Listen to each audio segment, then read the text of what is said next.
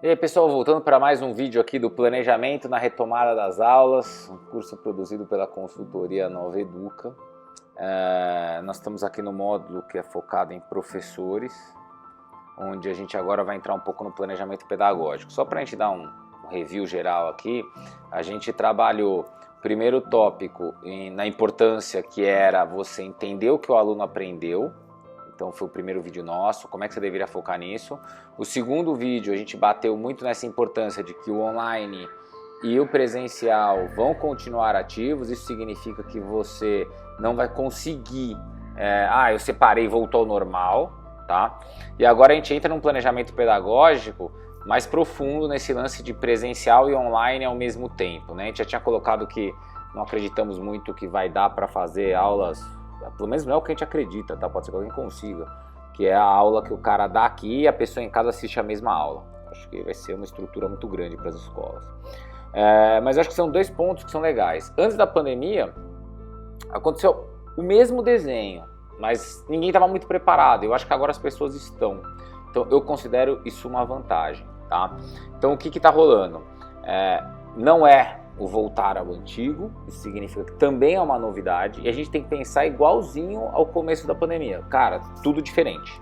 Quer dizer, não é, agora tem aula normal, a aula voltou, a aula presencial é normal. Não, ela tem que casar o conteúdo online com o conteúdo presencial. Então tem que entender como é que vai ser essa aplicação dos dois simultaneamente, né? Então acho que esse é o primeiro tópico.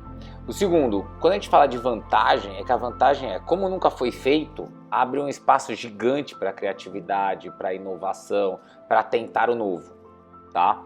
Então, esses são os pontos de abertura aqui para a gente entender o cenário. Com relação ao que a gente enxerga, eu particularmente me aplicando desse jeito e está funcionando com muita eficiência. Já funcionava quando eu tinha webinar para falar com os meus alunos, mas eu acho que agora vai funcionar mais ainda dentro do processo. O que eu criava? Eu criava vídeos de 5 minutos, que nem esses daqui que vocês estão assistindo, 5, no máximo 10 minutos, colocando um conteúdo que eu considerava básico. Então, tipo, esse conteúdo é só para introduzir o conteúdo, é só para entender do que se trata e como é que aquilo funciona. Em resumo, eu tentava pegar tudo aquilo que ler um texto, né, já resolveria, para ele ter a base do ensino, e deixava sempre nos vídeos. Então eu não gastava tempo da minha aula trabalhando com ele neste formato. Eu trabalhava tudo que eu tinha relacionamento com o aluno em desenvolver atividade, em testar para ver se eles entenderam, em colocar situações diferentes para cruzar com outro conteúdo ou qualquer outra forma, e automaticamente eu sentia se ele tinha aprendido ou se ele não tinha aprendido. Eu abria muito espaço para a pergunta deles, né? Porque a minha maior preocupação é se a aprendizagem aconteceu, quer dizer, eles compreenderam o que tinham que compreender mesmo eu não estando na sala de aula. Tá? Então eu olho do mesmo jeito a aula online e a aula presencial nesse momento. A aula online continua. Ela é a aula onde você vai passar o conteúdo de forma generalizada, vai explicar do que se trata, e use o presencial para você aprofundar com esses caras. Então aquele exercício mais complexo entra no presencial, aquela dinâmica de grupo entra no presencial, e eu até acho que os professores devem usar o presencial 100% para isso, né? O professor que parar para escrever na lousa no presencial, acho que ele só está perdendo tempo. Deixa ele para fazer isso no online. Se você quer apresentar texto, deixa no online. Use o presencial para interação com o aluno. Tá? Em resumo, um complementa o outro. O online ele dá o conteúdo de forma mais bruta, o presencial ele aprofunda esse conteúdo e desenvolve através de atividades com esse aluno. Tá?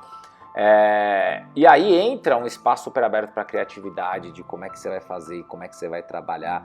Entra o lance de trabalhar muito em grupo, então fazer esses alunos terem que conversar ali dentro da sala de aula para chegar a conclusões.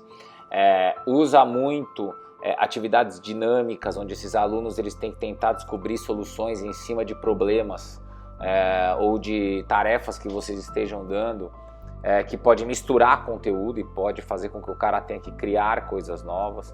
Dá abertura muito para o aluno desenvolver perto de você, e aí você está acompanhando se aquele seu planejamento está certo, ou se você precisa melhorar algumas coisas. Já te adianto, ser criativo e ser inovador é prestar atenção no que está acontecendo e ter que perceber, cara, esse não é o primeiro formato que é o melhor formato, é o formato que você insiste, que você descobre erros, que você atualiza, que você vai melhorando, que no começo, naquilo que você acreditava que era o melhor, você descobre que não era o melhor, mas aquilo evoluído, daqui a algumas aulas, se torna o melhor processo de todos, tá? Então a gente enxerga que no planejamento pedagógico a pessoa deve pensar nisso. Então, pensar o que é o conteúdo online de maneira mais seca, não mais seca, mas no sentido mais básica, no que é conteúdo. Usar o presencial muito para atividades, para dinâmica, para interagir com o aluno, para testar, para ver o nível de aprendizagem desse cara. E buscar dentro desse aspecto a maior criatividade e inovação possível, sem muito medo de errar. Porque assim como criar a aula no começo da pandemia era um desafio, voltar à aula no presencial neste formato também é um desafio. Tá? Eu acho que todo professor tem que olhar e perceber essa vantagem, esse grande benefício que pode ser agora eu estar com chance de criar coisas novas, porque eu estou sendo obrigado a criar coisas novas. Né? Eu acho que o maior erro só é eu tentar voltar minha aula normal para o presencial, que aí eu acho que vai quebrar totalmente o processo. Você vai ter só 2 aulas diferentes e não vai ter impacto bom. Pessoal, eu encerro o módulo de professores aqui. A gente vai começar o módulo de coordenação. Valeu e a gente se vê no próximo vídeo.